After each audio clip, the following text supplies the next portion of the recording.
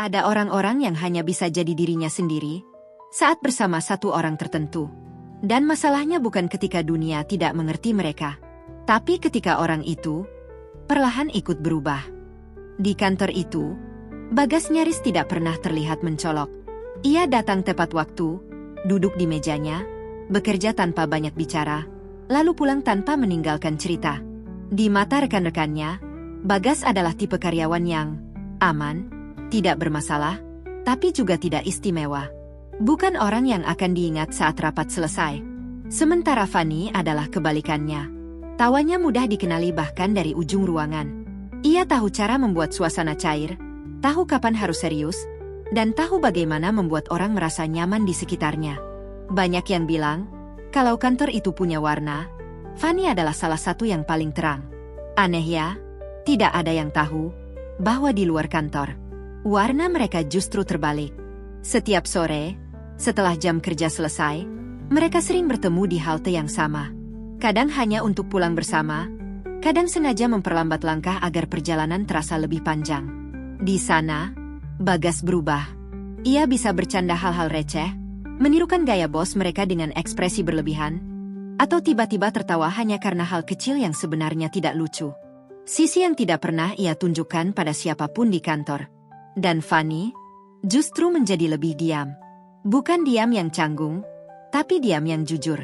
Ia bisa bercerita tentang lelahnya, tentang ketakutan yang tidak pernah ia tunjukkan di depan orang lain, tentang tekanan untuk selalu terlihat kuat, selalu terlihat mampu.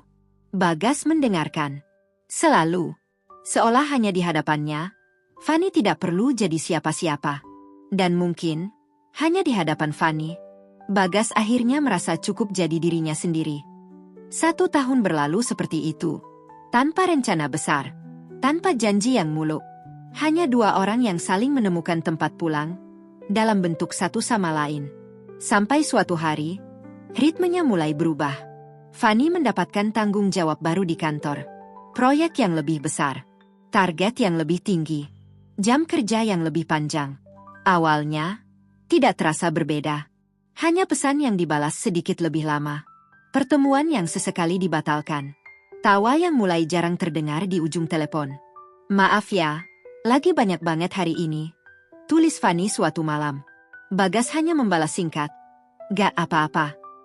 Dan memang, awalnya tidak apa-apa. Tapi perlahan, yang hilang bukan cuma waktu. Ada sesuatu yang ikut memudar.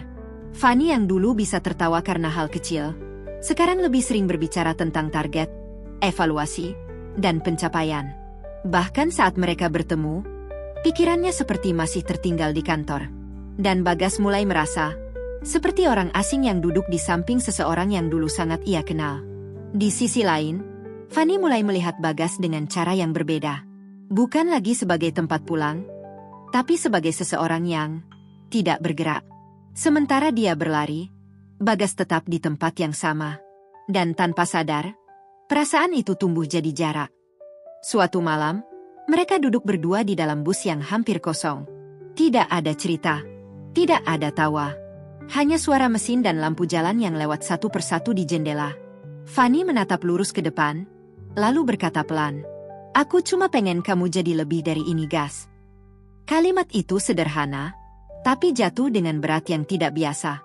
Bagas tidak langsung menjawab.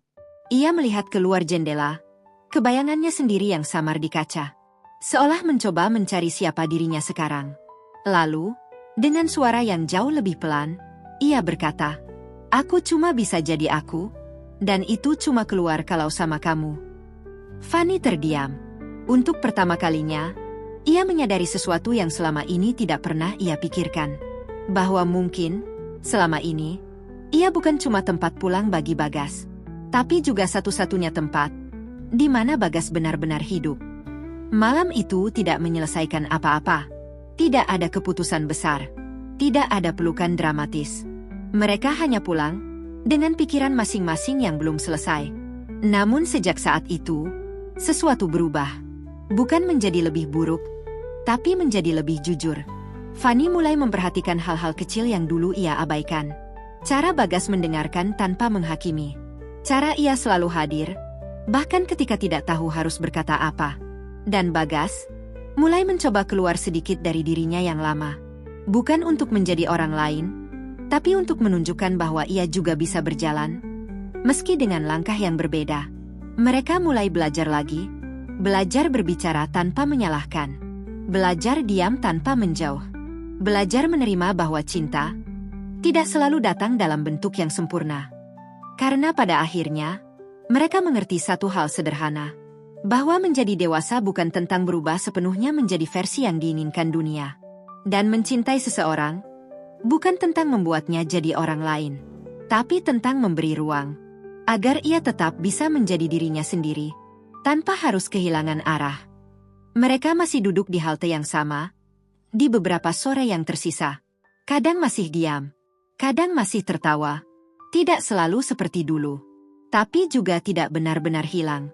Karena mungkin, yang paling penting bukanlah tetap sama, melainkan tetap saling menemukan. Meski versi diri terus berubah, pelan-pelan, seiring waktu.